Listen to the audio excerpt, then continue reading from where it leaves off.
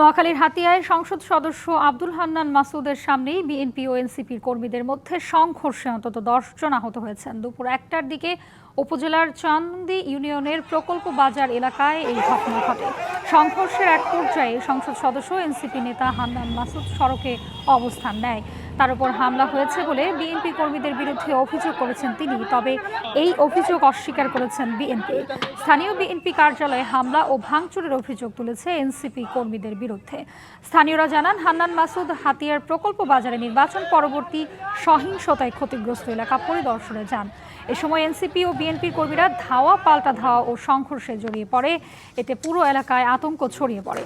বর্তমানে সড়কের দুই পাশে দুই পক্ষ অবস্থান নিয়েছে এবং উত্তেজনাপূর্ণ পরিস্থিতি বিরাজ করছে। আইন শৃঙ্খলা পরিস্থিতি স্বাভাবিক রাখতে পুলিশ কাজ করছে। বিশ্বের নানা প্রান্ত থেকে রেমিটেন্স লেনদেনে নগদ নিয়ে এলো হার নামানা হার অফার। সর্বনিম্ন 10,000 টাকার রেমিটেন্স নগদে পাঠালে স্বর্ণের হার জেতার সুযোগ।